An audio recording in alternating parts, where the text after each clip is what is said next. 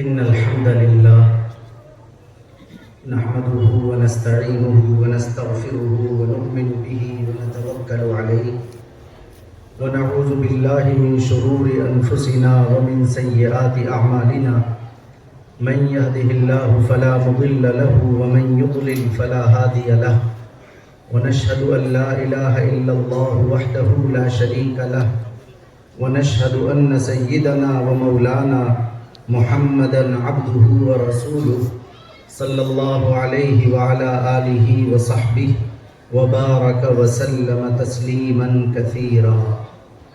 أما بعد فقد قال سيدنا محمد صلى الله عليه وسلم: بني الإسلام على خمس: شهادة أن لا إله إلا الله وأن محمدًا عبده ورسوله وإقام الصلاة وإيتاء الزكاة والحج وصوم رمضان أو كما قال عليه الصلاة والسلام. درود شریف پڑھیں. اللهم صل على سيدنا محمد وعلى آل سيدنا محمد وبارك وسلم. اسٹیج پر تشریف فرما معطر و محترم حضرات علماء کرام، بہت محبتوں کے قابل بزرگوں اور بھائیوں، تقریباً 7:45 بج رہے ہیں اور 8:15 بجے تک ہمارا بات کرنے کا ارادہ ہے. دعا کیجیے اللہ پاک مجھے صحیح کہنے کی توفیق دے اور ہم سب کو سمجھ کر عمل کی توفیق مرحمت فرمائے. یہ ہم سب کو نظر آ رہا ہے اور ہم جانتے ہیں کہ یہ مدرسے کا جلسہ ہے، دستار بندی کا پروگرام ہے. قرآن کریم کا حفظ مکمل کرنے والے عزیز بچوں کی دستار بندی ہوگی، تو ایسے موقع سے جیچ بھی چاہتا ہے، مناسبت بھی ہوتی ہے کہ قرآن کی تعلیم کی بات کی جائے. مگر اس وقت آج میرے ذہن پر جو تقاضا ہے وہ براہ راست قرآن کریم کی تعلیم کی بات کا نہیں ہے.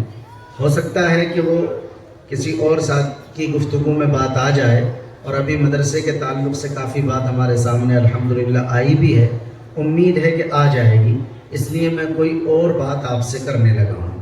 امید ہے کہ آپ حضرات انشاءاللہ توجہ سے سنیں گے. بزرگوں اور بھائیوں، اللہ نے یہ جو ہمیں دل عطا کیا ہے، اب غور سے سننے لگیے بات آپ. اللہ نے جو ہمیں یہ دل عطا کیا ہے، اس میں بڑی کیفیتیں آتی جاتی ہیں. بہت سارے جذبات ہیں جو ہمارے دل کے اندر آتے جاتے ہیں. غور کرنے سے اندازہ ہوتا ہے کہ ہمارے دل میں آنے جانے والی کیفیات، جذبات، احساسات، ان میں سے 2 کیفیتیں ایسی ہیں جن کا انسان کی زندگی میں بہت اثر ہوتا ہے اور بہت دخل ہوتا ہے. ایک بار اور ٹوک رہا ہوں کہ غور سے سنیے گا.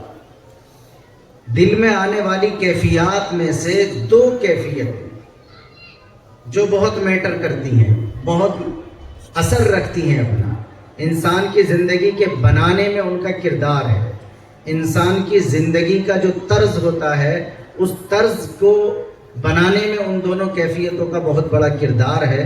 ان میں سے ایک کیفیت کا نام ہے ڈر اور دوسری کیفیت کا نام ہے محبت.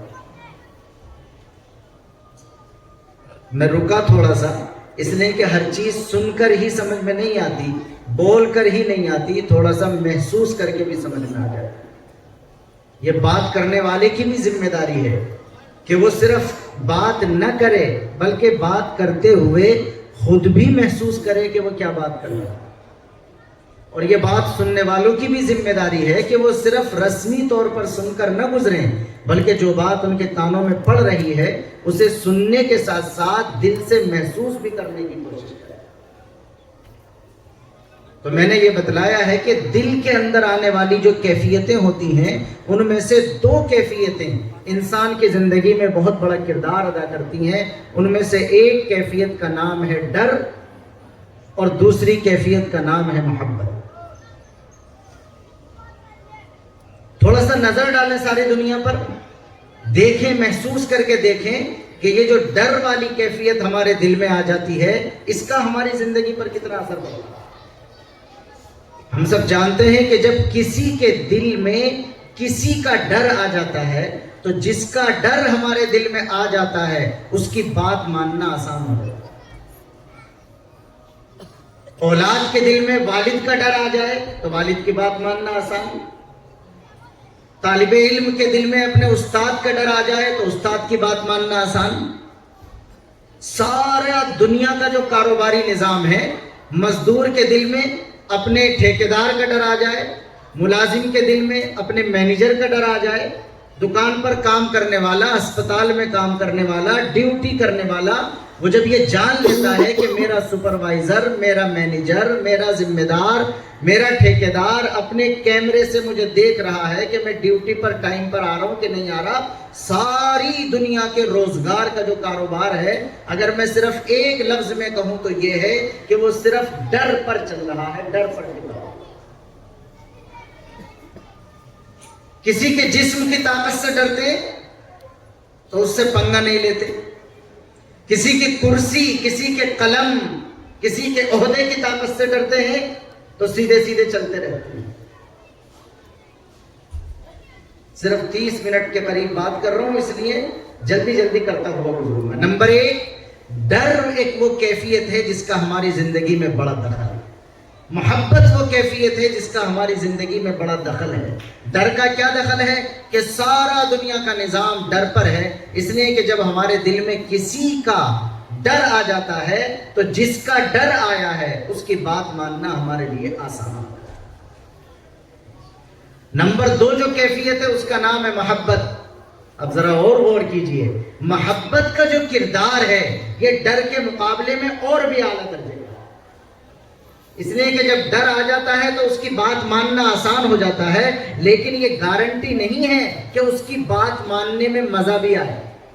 کئی مرتبہ آدمی ڈر کی وجہ سے بات مان لیتا ہے مگر دل اس کا پسند نہیں کرتا، غصہ بھی کرتا رہتا ہے۔ بھئی مزدور ہے، مزدوری کر رہا، کسی کا گھر تعمیر کر رہا، اور اس کا جو مالک ہے وہ ادھر ادھر کو چلا گیا تو آرام سے بیڑی پینے لگا، بیٹھ گیا، تھوڑا سستانے لگا، اور جب اس نے دیکھا کہ آ رہا ہے تو اسے 1-2 بار زبان سے الٹا سیدھا بھی کہے گا کہ کمبخت کہیں کو جاتا ہی نہیں، آ گیا، اور اس کے بعد پھر جلدی سے اپنے کام میں لگ گیا۔ تو ڈر کی وجہ سے بات پر عمل کرنا تو آسان ہو جاتا ہے، لیکن اس بات پر عمل کرنے میں لطف بھی آئے، اس بات پر عمل کرنے میں مزہ بھی آئے، اس بات پر عمل کرنے میں اگر کوئی مشقت ہو رہی ہے تو اس مشقت میں بھی دل کے اندر لڈو پھوٹتے ہوئے سے محسوس ہو، دل میں خوشی کی کیفیت محسوس ہو، یہ ڈر کی بنیاد پر نہیں ہوتا بلکہ یہ محبت کی بنیاد پر ہوتا ہے۔ جب ہمارے دل میں، ہر شخص چیک کر لے، نوجوان بھی چیک کر لیں، بڑے بوڑھے بھی چیک کر لیں، وہ بھی اسی زندگی کی اور اسی عمر سے گزر کر کے آئے ہیں کہ جب ہمارے دل میں کسی کی محبت پیدا ہو جاتی ہے تو جس کی محبت پیدا ہو جاتی ہے اس کی بات ماننا صرف آسان ہی نہیں ہوتا، اس کی بات ماننے میں تو مزہ بھی آتا ہے۔ محبوب جس سے انسان کو محبت ہو جائے، ہمارے یہاں بولا جاتا ہے کہ نہیں کہ محبوب اگر آسمان کے تارے توڑ کر لانے کی فرمائش کر دے تب بھی آدمی چاہتا ہے کہ میں آسمان کے تارے توڑ کر اس کے پیروں میں نثار کر دوں۔ ڈر کا جو کردار ہے وہ دنیا کے روزگار میں بہت بڑا ہے، اور محبت کا جو کردار ہے وہ محبوبوں کی کہانیوں میں بہت بڑا ہے۔ مشہور ہے وہ کہانی، ایک کہانی بتا کر آگے بڑھے جا رہا ہوں کہ کوئی ایک فرہاد نام کا عاشق تھا جو کسی خاتون پر عاشق ہو گیا، اور اس خاتون نے کہہ دیا کہ اگر تم پہاڑ کھود کر دودھ کی نہر ہمارے محل تک بنا دو تو پھر ہم تمہیں میسر آ سکتے ہیں۔ تو اس بندے نے اپنے خنجر سے، اپنے تیشے سے، اپنے ہتھوڑے سے، اپنے کلاڑے سے، جو چاہیں آپ کہہ لیں، لیکن اپنے اس آلے سے وہ پہاڑ کھود کر دودھ کی نہر بنانا شروع کر دیا، اور یہ مشکل کام کرنا بھی اس کے لیے کوئی مشکل نہیں رہا، بلکہ محبت کے جذبے کی وجہ سے، محبوب کے کہنے کی وجہ سے، محبوب کے پالینے کے شوق کی وجہ سے اتنا مشکل کام بھی اس کے لیے کیا ہو گیا؟ آسان ہو گیا۔ جو مجھے اصل میں بات کہنی اس کے لیے یہ بنیاد ہے، پہلی 10 منٹ۔ نمبر 1 یہ جو دل میں کیفیت آتی ہے نا، نمبر 1 ڈر، نمبر 2 محبت، اس کا انسان کی زندگی میں بہت بڑا کردار ہے کردار کیا ہے کہ جب کسی کا ڈر آ جاتا ہے تو اس کی بات ماننا آسان ہو جاتا ہے، اور جب کسی کی محبت ہمارے دل میں آ جاتی ہے تو اس کی بات ماننا آسان بھی ہو جاتا ہے، اور پلس یہ ہے کہ اس کی بات مان کر اس کو پورا کرنے میں، اس پر عمل کرنے میں تو مزہ بھی آنے لگتا ہے۔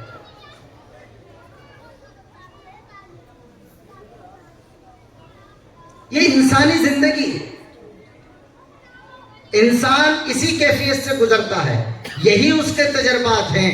اگر اتنی بات ہماری سمجھ میں آئی ہے تو اگلی بات بزرگوں اور نوجوانوں یہ ہے کہ ہم سب کا پیدا کرنے والا خالق و مالک اللہ، وہ ہم سب ایمان والوں سے، بلکہ بنیادی طور پر ہر انسان سے یہ چاہتا ہے کہ اگر انسان کے دل میں ڈر بھی سب سے زیادہ کسی کا ہو تو وہ صرف اللہ ہونا چاہیے، اور محبت بھی اگر پہلے نمبر پر سب سے زیادہ کسی کی ہو تو وہ بھی پیدا کرنے والا خالق و مالک اللہ ہونا چاہیے۔ اور جتنا مجمع یہاں موجود ہے ہماری بات سن رہا ہے وہ یہ غور کر کے سن لے کہ اللہ کا یہ چاہنا یہ صرف مشورہ نہیں ہے، یہ صرف خواہش اور چاہنا نہیں ہے، بلکہ یہ حکم ہے۔ ہمارے دنیا سے چلے جانے کے بعد جب ہمارا چیک کیا جائے گا نام عمل اور ہمارا دل اور دماغ اور ہمارا پورا وجود، تو یہ چیک کروانا پڑے گا ہم کو۔ اللہ تعالیٰ کا نظام چیک کرے گا کہ اس دل کے اندر ڈر سب سے زیادہ کس کا تھا اور اس دل کے اندر محبت سب سے زیادہ کس کی۔ کوئی آدمی اپنے آپ میں اپنی زبان سے کچھ بھی کہتا پھرے، لیکن اس کے جانچنے کا جو معیار ہے، جو علامت ہے، وہ یہی ہے کہ کیا ہمارے لیے اللہ کے حکم پر عمل کرنا آسان ہو گیا؟ میں الگ سے نہیں ہوں، میں اپنے آپ سے بھی کہہ رہا ہوں۔ ہم سوچیں، لیٹ کر سوچیں، منہ ڈھک کر لیٹے چادر میں جب سوچیں، اپنے آپ سے سوال کریں کہ کیا میری 24 گھنٹے کی جو زندگی ہے اس میں میرے لیے اللہ کے حکم پر عمل کرنا آسان ہو گیا؟ اگر آسان ہو گیا تو اس کا مطلب یہ ہے کہ اللہ کا ڈر میرے دل میں ہے، اور ہم پھر اگلا سوال یہ کریں کہ کیا اللہ کے حکم پر عمل کرنے میں مجھے مزہ بھی آنے لگا کہ نہیں آنے لگا؟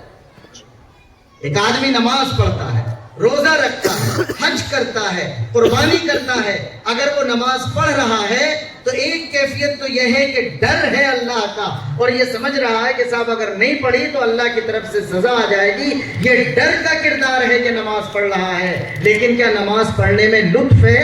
نماز پڑھنے میں ذائقہ ہے؟ نماز پڑھنے میں مزہ ہے؟ سردی کے موسم میں بھی اٹھ کر اللہ کے دربار میں آنے میں مزہ ہے؟ کیا لاکھوں روپے خرچ کر کے حج بیت اللہ کے لیے جانے میں مزے کی اور ذائقے کی اور لطف کی بات ہے؟ تو اللہ کی طرف سے یہ مبارکبادی کی بات ہے کہ پھر اللہ کا ڈر بھی ہے دل میں اور پلس اللہ کی محبت بھی۔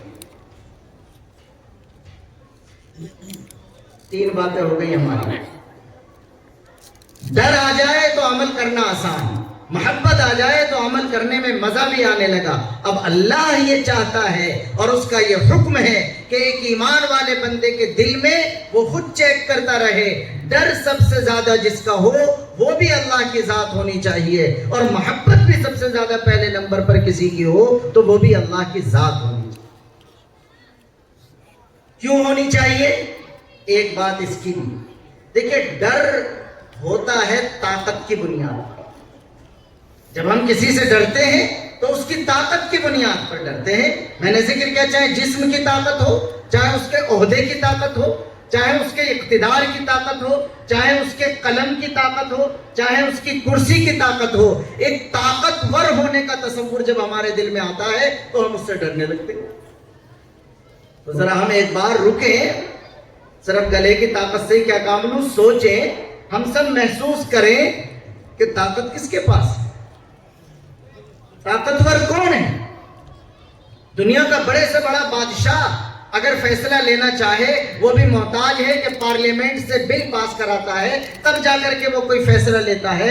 ایسا طاقتور بادشاہ تو صرف اللہ ہے، مالک الملک ہے، وہ بے وزیر بادشاہ ہے، وہ بے مشیر بادشاہ ہے، وہ بڑے سے بڑے فیصلے کرتا ہے، لیکن اسے نہ کسی سے بل پاس کروانے کی ضرورت، نہ کسی ایڈوائزنگ کمیٹی سے کوئی مشورہ لینے کی ضرورت۔ اس نے آسمان کو بنایا، زمین کو بنایا، انسان جیسی عظیم ترین مخلوق کو بنایا، اور اللہ بنا کر قرآن میں ہمیں بتاتا ہے ما اشہدتہم خلق السماوات والارض ولا خلق انفسهم وما كنت متخذ المضلین عضدا، کہ میں نے آسمانوں کو بنایا تو کسی سے مشورہ نہیں لیا، میں نے زمین کو بنایا تو کسی سے نقشہ پاس نہیں کرایا، اور اے انسان یہ تو آسمان و زمین ہے، تیری جیسی بہترین مخلوق میں نے پیدا کی، مگر میں نے تجھ سے پیٹ پوچھ کر، تجھ سے مشورہ لے کر کے نہیں پیدا۔ تیرا کیا قد ہونا چاہیے تجھ سے نہیں پوچھا گیا، تیرا کیا ناک نقشہ ہونا چاہیے تجھ سے نہیں پوچھا گیا، تیرا کلر کیا ہونا چاہیے تجھ سے نہیں پوچھا گیا، تیرا خاندان یا برادری کیا ہونی چاہیے تجھ سے نہیں پوچھا گیا، تیرا علاقہ اور گاؤں اور ضلع کیا ہونا چاہیے، تیرا ٹائم کیا ہونا چاہیے تجھ سے نہیں پوچھا گیا۔ وہ ہے بے وزیر اور بے مشیر بادشاہ۔ تو اگر طاقت کی وجہ سے کسی سے ڈرا جائے گا تو طاقت والی جو ہستی ہے وہ صرف اللہ مالک الملک ہے۔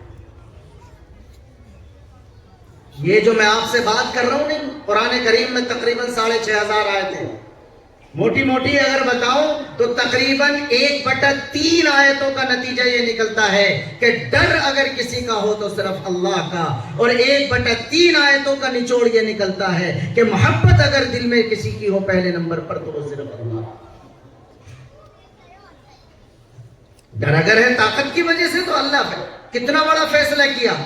حضرت نوح علیہ السلام جب دعوت دیتے رہے، سب جانتے پڑھتے، کتنے لمبے زمانے تک دعوت دی، جب ایک وہ وقت گزر گیا تو اللہ تعالیٰ نے اب فیصلہ کر لیا کہ سب کو غرق کرنا ہے۔ حضرت نوح سے فرمایا اللہ نے کہ انصنع الفلک بأعیننا ووحینا، آپ کشتی بنائیے۔ حضرت نوح نے کشتی بنانی شروع کی، لوگ مذاق اڑا رہے ہیں کہ بتائیے کہیں بھی بادل نہیں، برسات نہیں، پانی نہیں، سیلاب نہیں، یہ کاہے کے لیے کشتی بنا رہے ہیں؟ لیکن اللہ نے فرمایا تم کشتی بناؤ، میں نے فیصلہ کیا ہے کہ ان کو غرق کیا جائے۔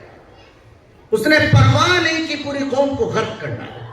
حضرت لوط علیہ السلام کی قوم کے بارے میں فیصلہ کیا تو فرمایا فَأَسْرِ بِأَهْلِكَ بِقِطْعٍ مِّنَ اللَّيْلِ، اے لوط تم اپنے اوپر ایمان لانے والوں کو رات کے وقت میں یہاں سے لے کر کے نکل جاؤ، اس لیے کہ میں نے اب اس پیچھے رہ جانے والی قوم کو عذاب دے کر ہلاک کرنے کا فیصلہ کیا۔ کئی عذاب ان پر نازل کیے، پتھر برسوائے گئے، فرشتے کے ذریعے سے پوری بستی کو اوپر اٹھا کر نیچے پٹک دیا گیا۔ ہے کوئی اس طرح فیصلہ کرنے والا؟ جب وہ چاہے تو فیصلے کرتا ہے، وہ فیصلہ کرتا ہے تو چاہتا ہے تو بیٹا دے، چاہے تو بیٹی دے، چاہے تو دو دے، چاہے تو کچھ بھی نہ دے، وہ فیصلہ کرنے والا ہے۔ کسی کی زندگی لگوا دی، کچھ نہیں دیا، کسی سے 20 سال دعا کرا کر بچہ دیا، کل کو اس کی موت آ گئی، کسی کے بیٹے کو جوان کر دیا، باپ نے سوچا کہ میرے کام آئے گا، ٹکر لگی چلا گیا۔ لا يسأل عما يفعل وهم يسألون، اللہ جو بھی کرتا ہے اس سے کوئی پوچھنے والا نہیں، وہ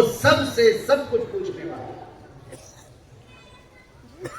میں بتا یہ رہا تھا کہ ڈر اللہ کا اس وجہ سے کہ اگر طاقت اور قوت کی بنیاد پر ڈرا جا سکتا ہے تو یہ تو طاقت سب سے زیادہ اللہ کے پاس ہے۔ اس لیے دل میں اگر ڈر ہو کسی کا تو اچھا، اس کی پہچان بتاتا ہوں، میں بھی چیک کروں، میں بار بار اپنا حوالہ کیوں دے رہا ہوں؟ اس لیے کہ تقریر کرنے کا مطلب صرف آپ سے کہنا نہیں، یہ اللہ سے جو معاملہ تعلق کا بنتا ہے نا وہ اتنا اعلیٰ درجے کا بنتا ہے کہ جب یہ پیشانی اللہ کے سامنے جھک جاتی ہے تو پھر کسی اور کے سامنے نہیں جھکتی۔ جو پیشانی اللہ کے سامنے جھکتی ہے اللہ اس پیشانی کو دوسرے تمام آستانوں سے آزاد کر دیتا ہے، اور جو ایک اللہ کے سامنے اپنی پیشانی کو نہیں جھکاتا اللہ اس کی پیشانی کو در در در در پر ذلیل کروا دیتا ہے۔ مشہور ہے نا وہ اقبال کا شعر، وہ ایک سجدہ جسے تو گراں سمجھتا ہے 1000 سجدوں سے دیتا ہے آدمی کو نجات۔ جیسے یہ پیشانی اللہ کے سامنے جھک کر آزاد ہوتی ہے، اگلی بات کہنا چاہ رہا ہوں اسے سنیے، ویسے ہی جب اس دل میں اللہ کا ڈر آ جاتا ہے تو پھر کسی اور کا ڈر نہیں رہ سکتا۔ اگر ہمارے دل میں اللہ کے علاوہ کسی اور کا ڈر ہے، سوچ سمجھ کر بول رہا ہوں یہ جملہ میں، اگر ہمارے دل میں اللہ کے علاوہ کسی اور کا ڈر ہے تو اس کا مطلب یہ ہے کہ جتنا ڈر اللہ کا ہونا چاہیے ابھی اتنا ڈر اللہ کا دل میں نہیں آیا،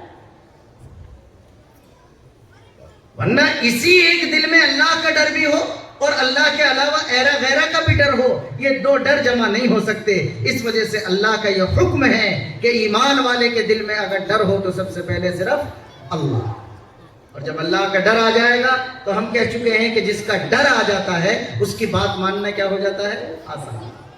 دوسری چیز ہے محبت۔ محبت جن چیزوں کی وجہ سے ہو سکتی ہے، بہت ساری چیزیں ہیں، بڑی لمبی لمبی باتیں ہوتی ہیں، ہم ایک بات بتا رہے ہیں بس۔ احسان کی وجہ سے آدمی کسی کی طرف کھینچتا، آدمی کسی کو تھینک یو کہتا، اس کا شکریہ ادا کرنا چاہتا ہے۔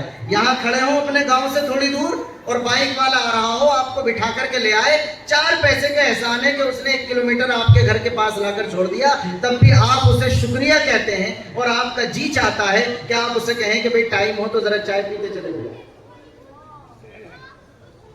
تو ذرا ہم سب ٹھنڈے دل سے سوچیں کہ آج دنیا میں جو ہم پر کوئی احسان کر رہا ہے وہ اسی وجہ سے تو کر رہا ہے کہ ہم ہیں۔ اگر ہم ہی نہ ہوتے تو ہم پر کون احسان کرے؟ اور یہ سب سے بڑا احسان کرنے والا اللہ ہے۔ میں پھر ٹوک رہا ہوں، قرآن کریم کی تقریباً 1/3 آیات کا نتیجہ نکلتا ہے کہ محبت اگر کسی کی پہلے نمبر پر ہو تو وہ صرف پیدا کرنے والا ہے۔ اللہ سمجھاتا ہے، بتاتا ہے